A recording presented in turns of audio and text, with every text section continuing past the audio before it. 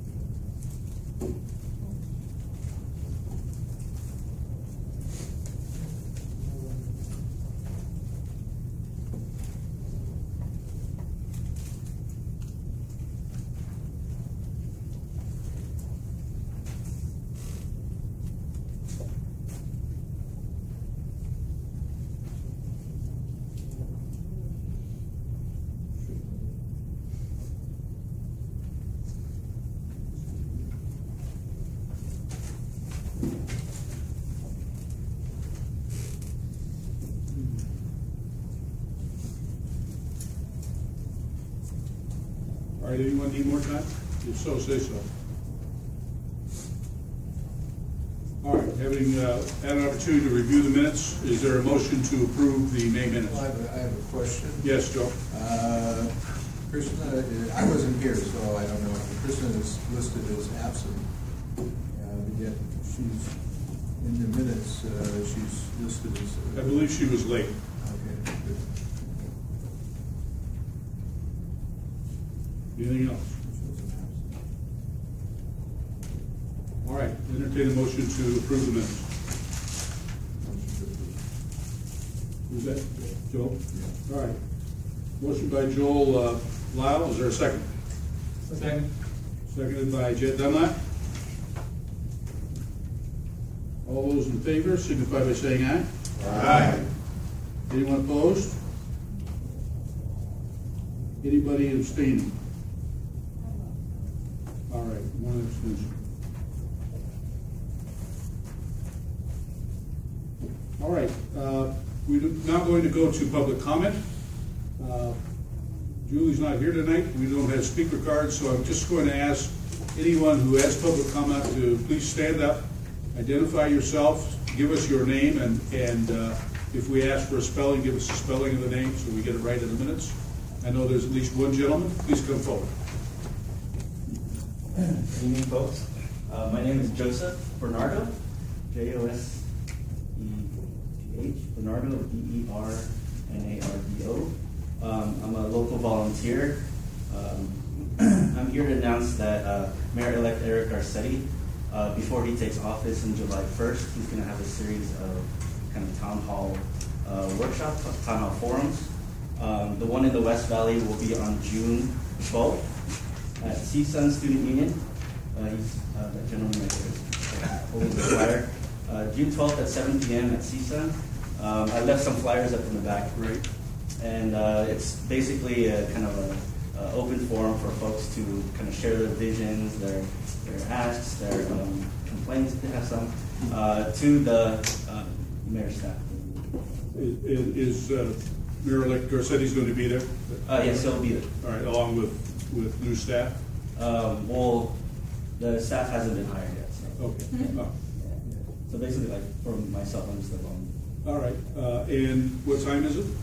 7 p.m. 7 p.m. Yeah. At CSUN, Grand Salon Room in the University Student Union, and there will be free parking on structure G3. Okay, great. Any questions? Structure, what was that? G3. All right, great. Thank you very much. Any other public comment? Yes, sir. Mr. Kuzman, William Kuzman, if you need the first name. I've been here before. I have something to bring to your attention. I posted a couple messages on your website about the fact that this meeting has been advertised as being on the second Thursday of every month, when the last three I've been to have been on the first Thursday. Well, it's gotten corrected, at least on the site here, but it's still incorrect on the Dunn website for this organization. They've been notified. They have been notified. Okay. Just letting you know that it hadn't been done yet. The second thing I'd like to know is, when are the new bylaws going to be posted? You don't have to answer it now, but it's something I'm wondering if it's being worked on. We don't have any new bylaws. You have posted 2009 bylaws on the website. I was sent a copy of bylaws from Dunn for this organization that are dated 2012. They're the same bylaws. No, they're not. They're two It different. should be. All it was done was They don't review. have the same words in them, so they can't be the same. I'm just saying, what's on the website is not what I saw from them. That's it. Well, we'll have to check that out. Thank you. You're chair of the bylaws committee. Exactly. Can you follow up on that? I haven't, no, I haven't, because. No, I am just asking if you would. I'll be glad to. Okay. I'll be glad to. The 2011 version would have been a template modification, Correct. mandated of all councils. Exactly. I haven't checked it either. Unless there's something that's pressing that needs to be changed. Well, I'll check with Aaron tomorrow, and because I still have a version. That's what I have. Yeah. Okay. Thank you, Mr. Kuzma. You're welcome. All right. Any other public comment? Yes, Glenn Bailey. Thank you, Glenn Bailey. First of all, on the Dunn website, I know who does that, so I'll make sure that gets done within hopefully 24 hours. Some of us were ones encouraging the change to the first Thursday, so thank you.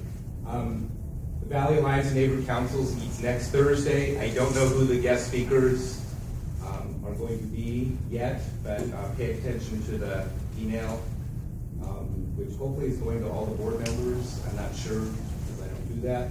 But usually the general manager of the department's there, and certainly with the transition to the new checking accounts for neighborhood councils, and other things that are happening after the first of the year, may be a good time to send a couple representatives there to find out those new updates. Secondly, from the Los Angeles Neighborhood Council Coalition, which is all 95 neighborhood councils in the city, meets the first Saturday of the month. July is no exception.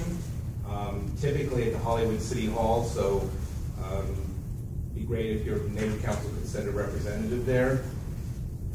There was an e-blast sent to all the neighborhood councils letting you know that the group is revising its bylaws slightly, depending on your point of view, and we need to get a majority of the neighborhood councils to ratify that. So it's not on your agenda tonight, but maybe at your next meeting, if you could agendize that, take a look at it. It's nothing controversial, it's just updating them from... Is this something we need to take action on, Glenn?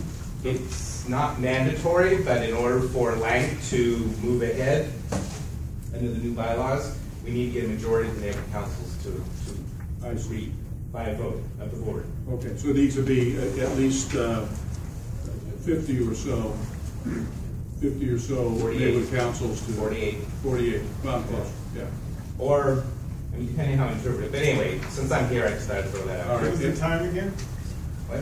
What was the time again? Oh, 10 a.m. for Saturday, Hollywood City Hall. Generally, if we can't meet at Hollywood City Hall, then it's usually at DWP is the downtown is the alternate location. And third and last is the Congress of Neighborhoods. Just to remind everybody, that's September 28th, downtown City Hall, once a year. 600 plus folks from throughout the city, attending 27 different workshops, listening to keynote speakers, which will likely be our newly elected folks, mayors, city attorney, etc. So put that on your calendar so you don't schedule anything that conflicts. It's free. And just so you know, the neighborhood council's really stepped up to the plate with the opportunity to earmark monies that they otherwise might have lost for this year. $38,000 has been raised by the neighborhood councils, which is great. That's it. Very good. Thank you. Yes, sir. My name is Don Loperena. That's Loperena. And I'm here first of all to thank the council for last year. You guys helped support our basketball camp. We had our first annual basketball camp, and the feedback was just so gratifying. We kind of threw it together. We wasn't able to do a ton of advertising. We ended up getting 60 kids. We combined it for since you supported them so generously. We let the kids have a 4-day camp instead of just a 2-day camp, since we were able to facilitate all of them. And the feedback's been amazing, and we got approval for a second camp this year.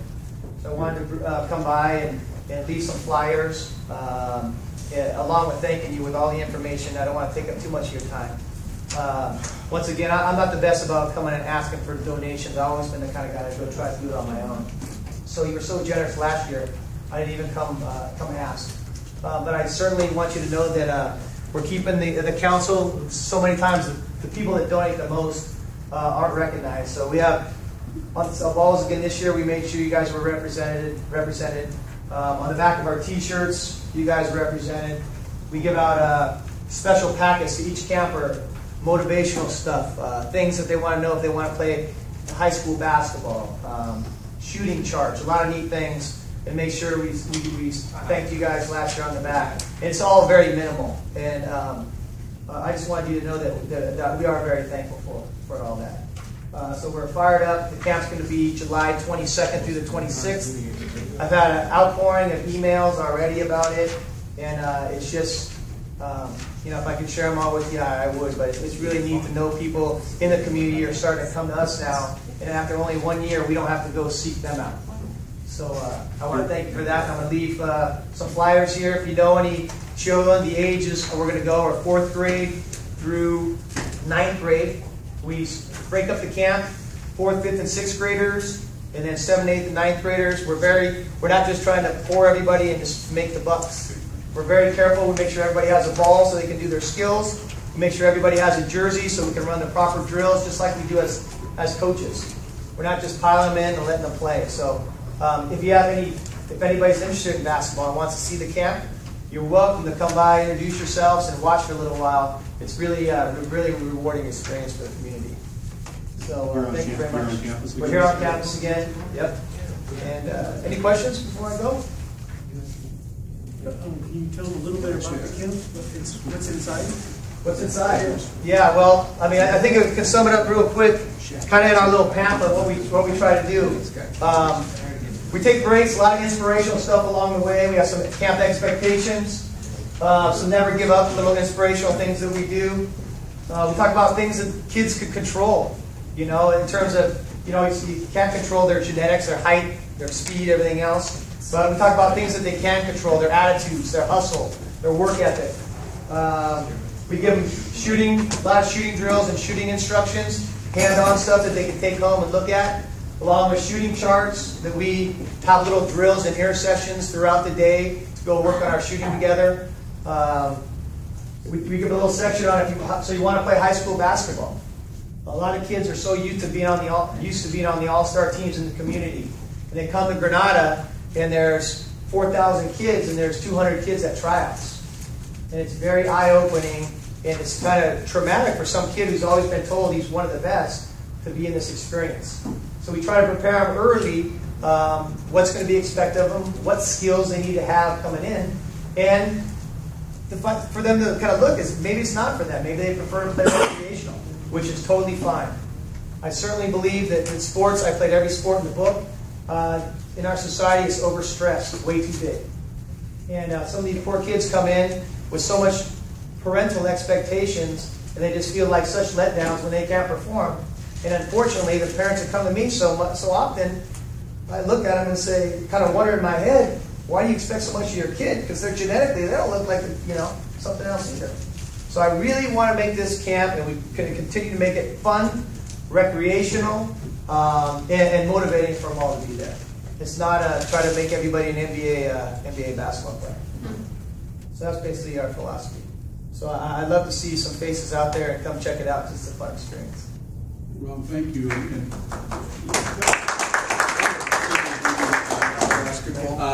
I actually asked Ron to come tonight, even though it's too late to fund the camp this year, because we do have an item on the agenda which deals with ongoing creating a committee to actually look at funding in advance, so that we would be not doing things at the last minute. So I wanted you to come, just kind of remind us what a worthwhile project that was and is, and so we might consider including that outreach effort in funding next year. That'd be wonderful. Thank you. I'll leave the ball. You guys can have a contest for the ball. Now you're gonna have a team. Thank you. All right. Thank you so much. I'll lose that center.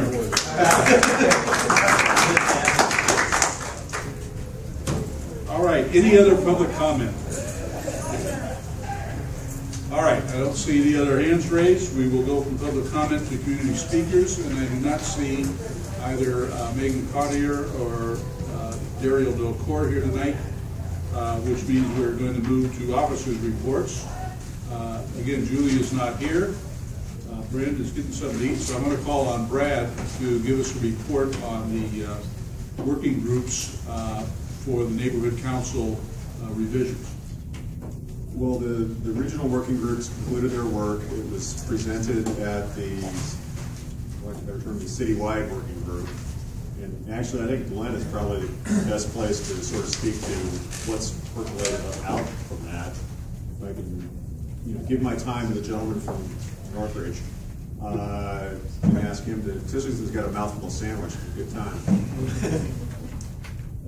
Glenn, we're going to give you 30 seconds to swallow. You're good? So there were, from all parts of the city, there are 15 members on each of the 3 committees, and I say 2/3 of the folks were all there in one room. Very interesting Saturday afternoon. They did vote on several different issues, and those were reported in the Empower LA newsletter, I think the following week. Yeah. So I would say for the details, I'll take time to go over that. Take a look at that, because there's some interesting things in there in terms of definition of not just a factual-based stakeholder issue, but also defining residency, lives, works, owns. There were some clarifications in those areas. However, the assembled group didn't finish their work, and so they have to have another meeting. They said later in June, but I haven't heard anything further. I hadn't either. I thought maybe So it's now June, so stay tuned. So, and then from there, it goes to the Board of Neighborhood Commissioners, and then to the City Council. And I should have done this before, but I was waiting to see if they're actually going to schedule a date. But I'll pull what was done at the first final meeting, for lack of a better term, and I'll email it out to everybody so you can look at it and get an idea of kind of the state of play, so to speak, on some of these issues. It is very much in play, I think, is a fair way to sum it up. Glenn? Some things are still very much in play. The things they voted on, that's done. Yeah. But yes, but there's a long list of other things that they have to get through. So we can list those if you want. We can get to that list. I'll pass that along, everybody. Thank you, Brad. Brandon, we've got things on the agenda for you. Do you have anything separately before we get to the board items? No. Okay. The only thing I have, I just want to remind everyone, there will be no meeting in July. The regularly scheduled meeting would have been on July 4th. And we took a vote several months ago that we would simply cancel that meeting. So the next meeting, I believe, is August 1st, right on the 1st. And I want to remind everybody that that will be the first meeting where we have our new funding. And we're probably going to be looking at laying out the budget for the year and doing some financial work at that meeting. So boring but very important. We need everybody here to kind of work those details out. With that, Brendan, I think we can go to board issues and updates and start with the review and approval of the bank purchasing card transaction, the bank statement, and the May budget, including any potential reallocations or encumbrances. All right, let me just look at that budget report as of today, June 6th. At the bottom, you can see changes from last month's May 2nd budget report. So I'll just run down the list as usual. We spent through a neighborhood purpose grant unencumbered $150 to Vic Valley Interfaith Council for the Citrus Sunday event. We also spent the P card $118.65 for the last meeting at Vincenzo's Pizza, and another $9.35 to bonds before last month's meeting with the credit card, P card. We also unencumbered credit card $787.86 to Funflix for this movie night that we're going to have in June for the screen rental. Unfortunately, the next two items we had to re-encumber reimbursements to neighborhood council members that are not part of our board. Apparently, that's a restriction for reimbursement from one neighborhood council to reimburse another neighborhood council's board member. Those two items are for the regional budget day, so those will be re-encumbered. And I'm also suggesting unencumbering those amounts since we're not going to need that encumbered anymore. Again, there's an amount, not again, but there's an amount that we spent and unencumbered with credit card for $16.56 for the Citrus Sunday event. This is for the food to the volunteers at Bonds. So since that event is over, I'm suggesting unencumbering $133.44, which is the remaining amount that we had encumbered. Website, May and June, $5.99 to GoDaddy. That'll take us through the end of this fiscal year. And the community improvements, we spent $1,500 to Devonshire is Solid as support as a neighborhood purpose grant, so that'll be unencumbered. Also, $2,850 to Dick Platkin for demand warrant. Hoping that will actually get unencumbered out of this fiscal budget, this fiscal year's budget, but I won't know for certain, but I'll just reflect that on here as though it is. So there's still $650 remaining. Oh, okay. Aside from that, let me move to approve. These actual expenditures, unencumbrances, and my recommendations to unencumber remaining funds that are not that were encumbered that no longer need to be encumbered. Is there a second? Second by Bob Russo. Is there any questions, comments? Hearing none, we move to approve.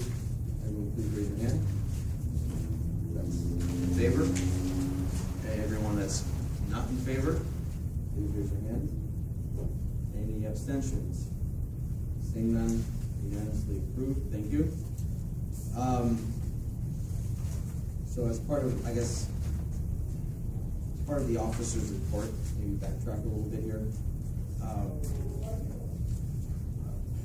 There, as you can see from the budget report, there will be some remaining items through today, namely $712.14 is remaining for movie night. We did pay $521 to Swain Commotion Pictures, which is where we're going to get the Wonderful Oz movie. So there's $191 remaining for the movie night in the park. After that, there's still $746.70 that's remaining for general outreach, less whatever the food was for this meeting. And $650 is remaining as an encumbrance to Dick Platkin.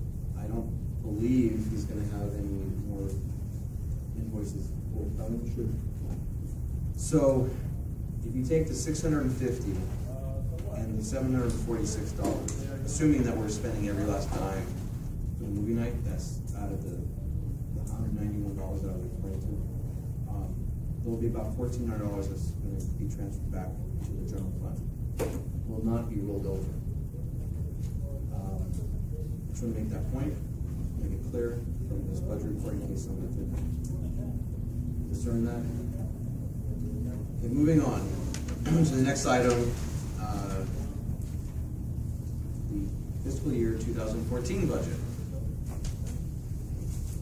I'm going to eventually make a motion, but let me point out that this was not from committee. This was just my recommendation, and it's pretty much mirrored what we had last fiscal year beginning, but it's been modified a little bit based on what I forecast our expenses are going to be this year. The budget's the same, $37,000. We're not going to have $1,000 that we're going to be able to use for elections. We're not going to have elections this year. For this board?